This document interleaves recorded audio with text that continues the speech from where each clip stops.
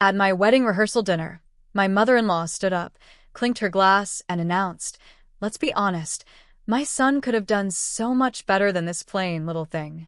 Everyone laughed nervously while she added, "But it's too late now, so let's just pray she doesn't ruin the bloodline."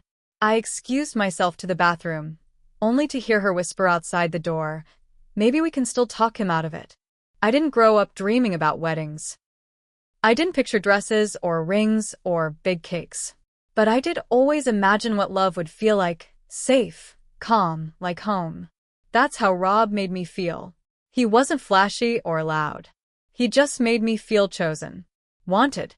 After years of relationships where I felt like an afterthought, Rob was the first man who looked at me like I was the only person in the room. So when he proposed after 2 years, I didn't hesitate. We planned a small wedding in Asheville, North Carolina. Nothing crazy. Just our closest friends and family, a cozy rehearsal dinner, and vows the next day in the mountains. Everything seemed fine, right up until the night before our wedding. We had our rehearsal dinner at this rustic Italian place on the edge of town.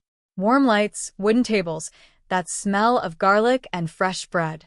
Everyone was laughing and toasting, and I was feeling good. A little nervous, but happy. Then his mother stood up. Susan. From day one, she never liked me. I thought maybe she'd warm up. I tried. I brought her flowers, asked her about her life, invited her to lunch. She gave me that same stiff smile every time. The kind where the mouth moves, but the eyes stay cold. That night, she stood up and clinked her glass with a spoon.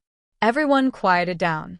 She smiled like she was giving a toast, then looked right at me and said, "Let's be honest, my son could have done so much better than this plain little thing." The whole room tensed. Someone laughed. The kind of laugh people make when they don't know what else to do. I felt my face flush. I tried to laugh it off, thinking maybe she was just making a stupid joke. But she wasn't done.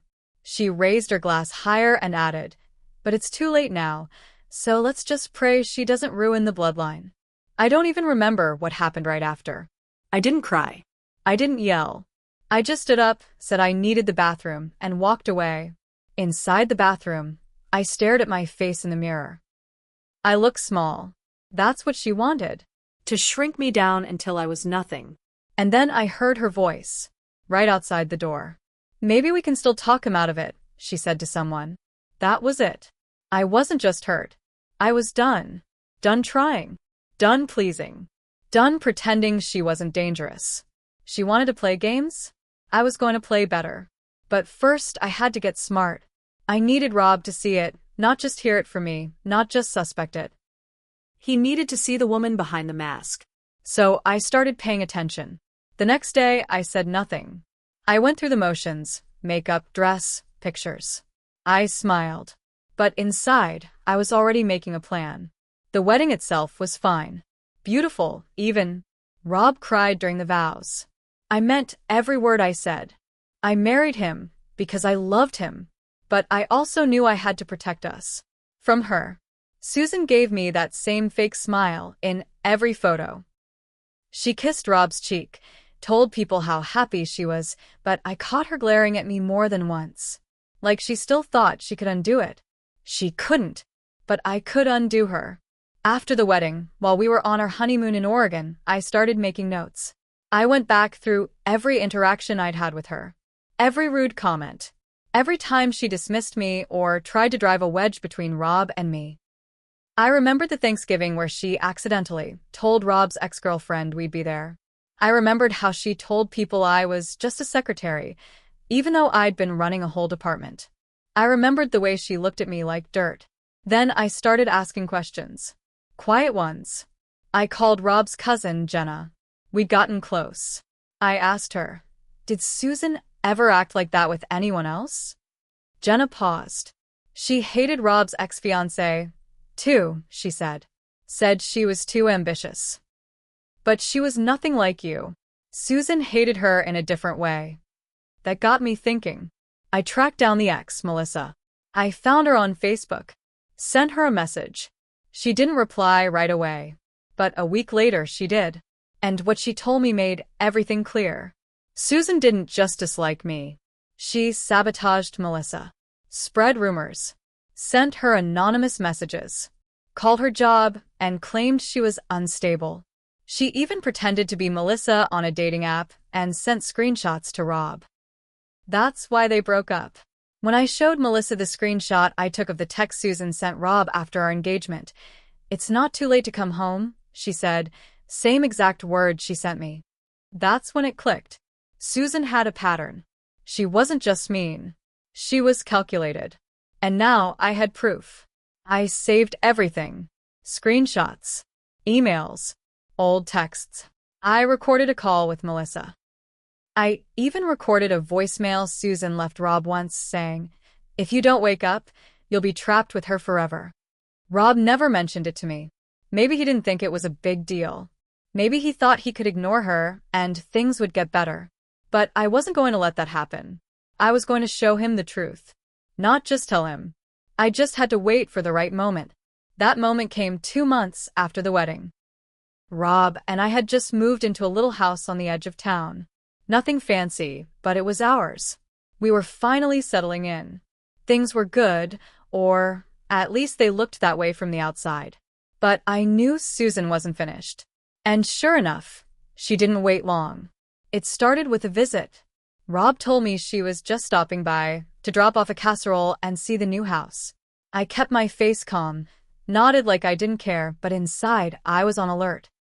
She showed up with a fake smile and a dish she didn't even cook, store-bought, still had the plastic lid. She walked in like she owned the place, looked around with a wrinkled nose, said, "It's cozy," like she meant cramped. Then she pulled Rob aside in the kitchen while I pretended to tidy up the living room.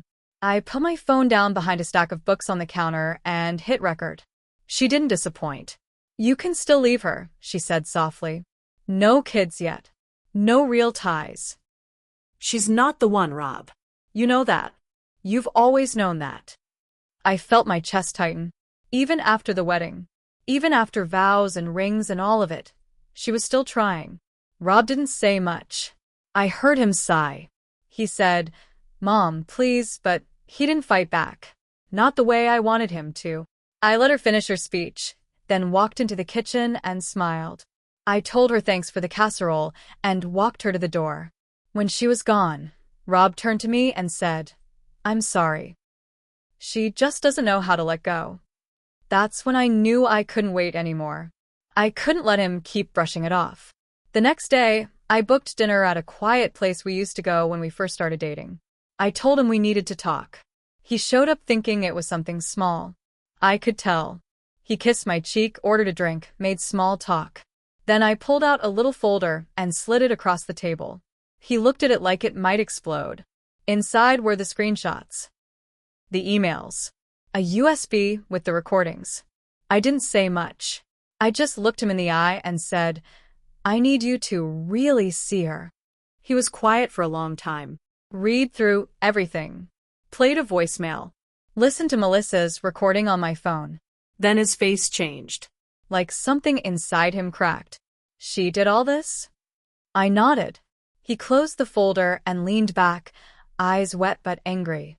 I'd never seen him like that. "She ruined things before. And I let her," he said. "But she's not going to do it again." I didn't say "I told you so." I didn't cry. I just took his hand and said, "Good, because I'm not letting her either." But what we didn't know then was that she wasn't done. She'd already started something behind our backs. A week later, Rob got a letter from his job. An anonymous complaint had been filed against him for misconduct. It was fake. We knew it right away.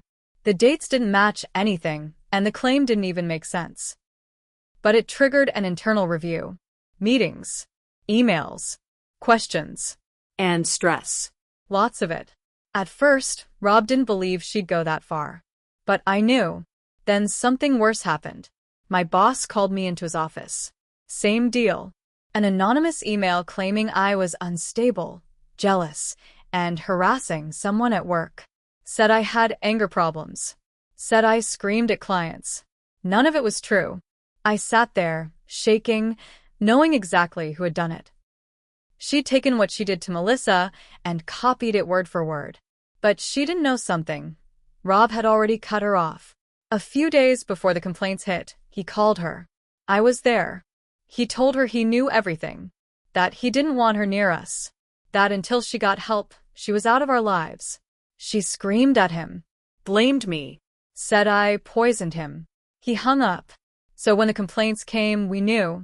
But I had one more move to make. I printed everything. The fake complaint. The email headers. The voice recordings. I wrote a letter. Calm. Clear. And sent it all to her church. Susan loved pretending to be the perfect Christian mom. She was on every church committee, led a marriage group, even helped with counseling. Everyone thought she was sweet and wise and full of love. They didn't know what she really was. But they did after that. Her pastor called. Left a voicemail saying they were concerned. Then someone posted online, an anonymous blog started popping up. Stories about her. Not just mine. Melissa shared hers. And then 2 other women did. 2. Exes of Rob's brother, people I'd never even met. It all came out. By the end of the month, she was asked to step down from every position at the church. People stopped returning her calls. Her image, her mask, was cracked wide open. Rob's father, who'd always been quiet and detached, filed for divorce 3 months later. Said he'd known something was wrong for years, but never had the guts to face it. Rob and we stayed together. But it wasn't easy. The truth is, I made mistakes too. I should have told him sooner. I should have been braver. I should have stood up for myself before it got that far. But in the end, we both saw her clearly. And she ended up alone.